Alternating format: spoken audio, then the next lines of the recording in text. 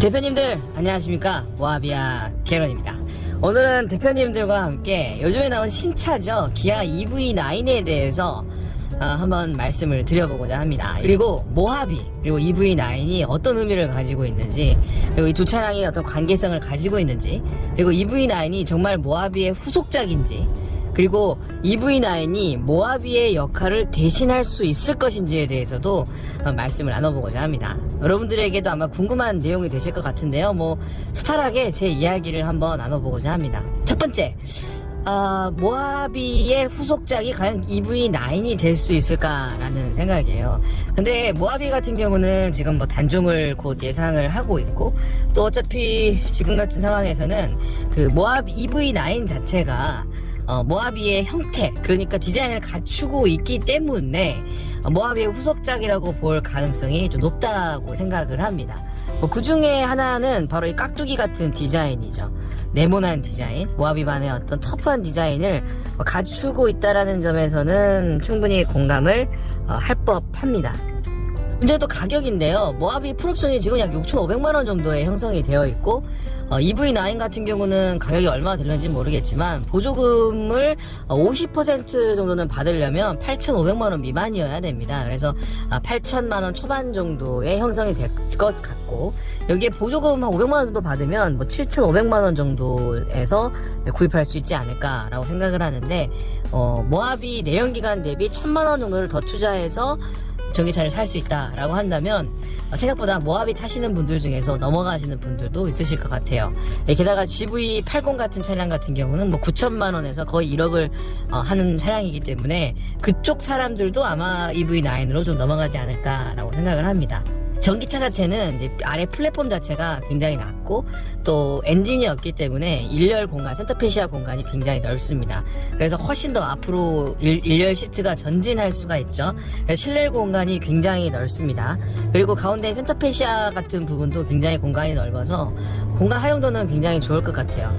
근데 저는 개인적으로는 의미적으로는 모하비의 그 계승을 할 수 있다고는 생각을 하지만 모하비와 같을 수는 없다고 생각합니다. 첫 번째는 바로 홈로 주파에 대한 내용이에요. 전기차로 홈로를 주파하는 것은 굉장히 어렵고 또 여러가지 위험이 따릅니다. 그 이유는 이 전기차는 배터리가 바닥에 깔려 있죠.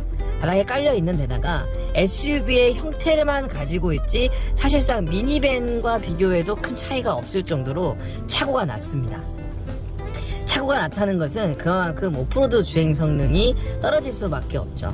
특히 자갈이라든가 흙길, 바위 같은 경우, 산 같은 경우에서 이 거친 걸 만나게 되면 하부가 손상될 수밖에 없는데, 내연기관 차량 같은 경우는 상대적으로 괜찮지만 이런 전기차 차량 같은 경우는 배터리에 손상을 입게 되면 심각한 비용뿐만 아니라 화재 문제도 발생을 할 수가 있습니다. 그렇기 때문에 사실상 EV9은 모하비처럼 홈로를 주행할 수 있는 능력을 갖추고 있지 않다라는 점에서 좀 아쉬움이 있죠.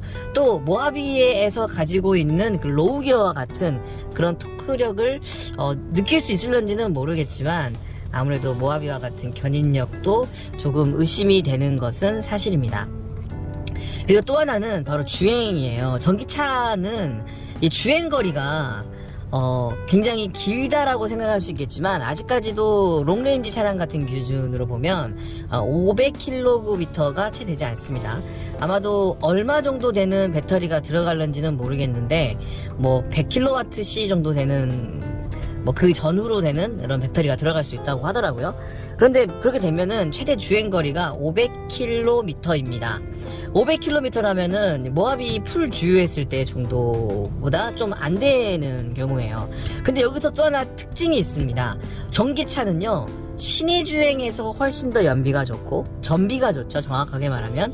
그리고 고속 주행을 할 때는 전비가 떨어집니다. 게다가 EV9 같은 경우는 전기차스럽지 않은 디자인을 가지고 있어요. 이 깍두기 같은 디자인, 공기저항을 많이 받는 구조이기 때문에 실제로 이 무게, 이 덩치에 이 디자인을 가진 전기차가 아무리 배터리가 좋다고 한들 고속주행을 하게 되면 주행거리 같은 경우는 굉장히 많이 떨어지지 않을까. 그리고 여기에 겨울철, 히터를 틀어야 되는 겨울철이 오게 되면 아마도 주행거리가 300km대 정도밖에 되지 않을까라고 생각이 들어요. 만약에 장거리를 다니시는 분들이라면 모하비가 압도적으로 더 유리할 수밖에 없다는 겁니다.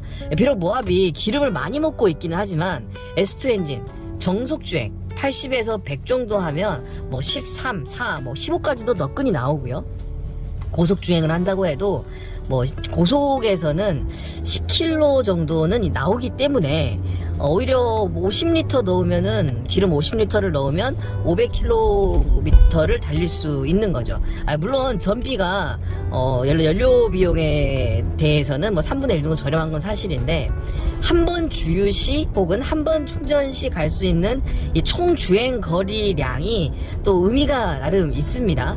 저같이 출장을 많이 다니는 사람, 장거리를 많이 다니는 사람들은 아직까지는 압도적으로 디젤 차량이 더 좋습니다. 그리고 배터리가 바닥에 깔려있지 않은 이런 차량들이 험로나 오프로드, 아직까지도 약간 거친 도로를 다녀야 하는 경우라면 더 유리하죠. 그리고 셰시, 아직까지도 프레임 타입이 여러가지 짐을 실키고 다니는 데에도 훨씬 더 유리할 수밖에 없습니다. 뭐 디자인 자체는 모하비의 형태를 가지고 있기는 하지만 모하비의 후속이라고 보기에는 사실 절반 정도이지 않을까라고 생각을 하고요. 실제로 저도 EV9을 구매할까 말까 고민을 하고 있기는 합니다. 아무래도 캠핑이라든가 뭐 여러가지 오프로드의 성향을 지닐 수 있는 역할로는 안 될 것 같고, 뭐 시트도 이렇게 돌아가는 걸 보니까 가족들이 타고 넓은 공간에서 여행 간다라는 점으로는 좋을 것 같아요. 사실상 EV9은 뭐 카니발의 후속이라고 봐야 되지 않을까 하는 생각도 드는데 말이죠. 아마도 대표님들 중에서도 모하비에서 EV9으로 넘어가시려는 분들이 좀 있으실 것 같습니다. 저는 오히려 기대되는 게 모하비 픽업이에요. 모하비 픽업 예상도도 나오고 있는데 디자인만 멋있게 나오면 오히려 더 구입할 가치가 있지 않을까라고 생각이 들고, 지금 영구형으로 세컨 차량을 하나를 지금 구입할까 고민을 하고 있습니다. 더마스터, EV9 그리고 모하비 픽업, 이 셋 중에 어떤 게 좋을까 지금 고민을 하고 있는데, 많은 대표님께서 EV9 아니면 더마스터를 얘기하시더라고요.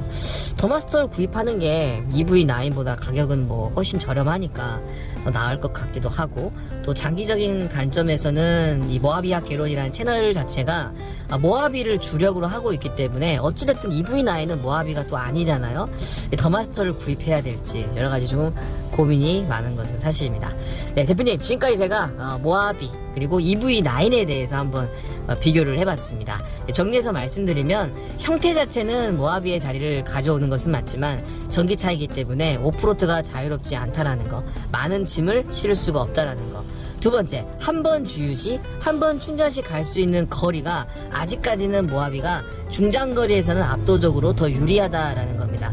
게다가 공기저항이라든가 디자인 같은 것들이 여러 가지로 안 좋기 때문에 아무리 최대 주행거리가 EV9이 한 번 충전 시 500km를 달릴 수 있다고 하더라도 추운 겨울 그리고 장거리를 달리게 되면 공기저항 영향을 많이 받기 때문에 또 전기차의 특성상 300km대로 떨어지지 않을까, 저는 그렇게 생각하기 때문에 아직까지 모하비는 최고의 차라고 생각을 합니다. 대표님들의 생각 어떠신가요? 지금까지 모하비와 개론이었습니다.